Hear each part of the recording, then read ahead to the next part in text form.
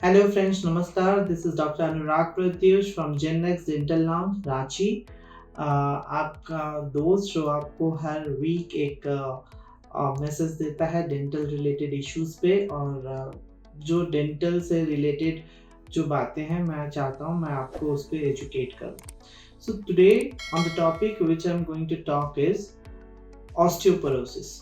Osteoporosis क्या होता है, उसका डेंटिस्ट्री में कितना महत्व है और ऑस्टियोपोरोसिस के कारण डेंटिस्ट्री में क्या क्या इश्यूज आ सकते हैं, मैं उस पर आज बात करने जा रहा हूँ। ऑस्टियोपोरोसिस जो है वो एक प्रोग्रेसिव बोन डिजीज है। ऑस्टियोपोरोसिस क्यों होता है? जब एक आदमी बहुत अच्छा से vitamin D, phosphorus, calcium consume नहीं करता है और उसकी जो बोन है वीकर और लेस डेंसिटी के होते जाते हैं। और साथ ही दांत शरीर का एक हड्डी है जो दिखता है और दांत जिस चीज पे टिका हुआ होता है वो है जॉज। तो जॉज भी बोन के बने हुए होते हैं और हमारा दांत भी एक बोन ही है। तो बहुत बार ऐसा होता है ना कि हमारे दांत जल्दी टूट जाते हैं, हिलने लगते हैं। बहुत सारे रीजंस हो सकते हैं उसमें। उसका एक रीज़न ये भी है कि आपके जो शरीर का जो बोन है, बोन डेंसिटी है, वो खराब है या आपके जो कैल्शियम है या फिर विटामिन डी डिफिशियंसी के कारण भी आपके दांत अक्सर हिलते हैं।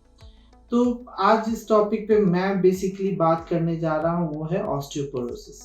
नाउ ऑस्टियोपोरोसिस जो एक प्रोग्रेसिव बोन डिजीज है जो हड्डी को वीक कर देता है, वो बहुत ज़्यादा रिस्क जनरेट करता है फ्रैक्चर के लिए। ठीक है, आपके दांत फ्रैक्चर्स होने लगते हैं। बोन डेंसिटी अगर खराब हो तो हम इम्प्लांट नहीं कर सकते। प्री मोनोपॉज या पोस्ट मोनोपॉज वुमेन में भी देखा जाता है कि बोन डेंसिटी वीक हो गया।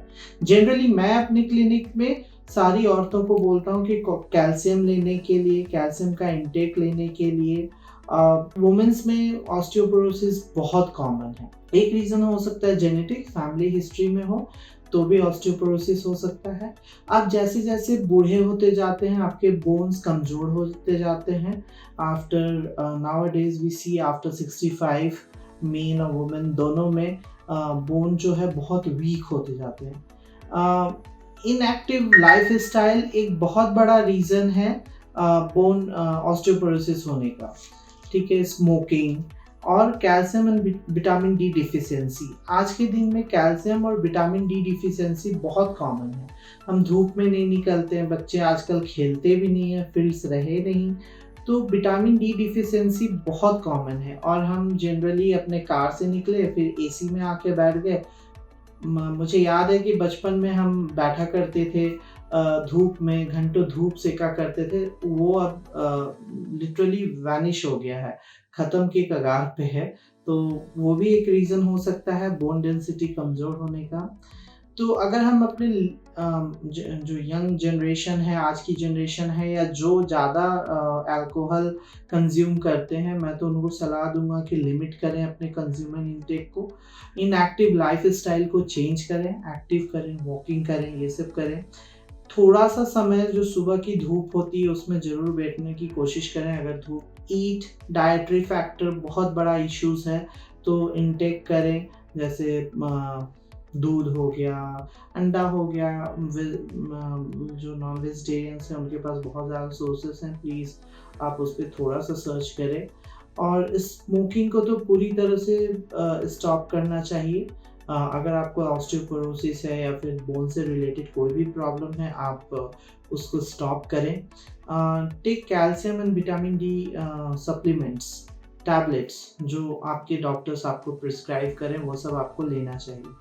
अगर आपके बोन में बहुत ज़्यादा खराबी होगी तो हम इम्प्लांट नहीं कर सकते। बोन में अगर खराबी होगी, ऑस्टियोपोरोसिस होगी तो मोबिलिटी आ जाएगी, दांतों में दांत हिलने लगेंगे, आपके क्रैक्स आ जाएंगे। ये जो जॉइंट है इसको हम लोग टीएमजे बोलते हैं, टेम्पोरोमैंडिबुलर जॉइंट, यहाँ पेन स्टार्ट हो जाएगा। तो आपको हमेशा ये ध्यान देना है कि आप ऑस्टियोपोरोसिस के जो लक्षण हैं उन पड़ताल करें। कि है कि नहीं, डॉक्टर से मिलें।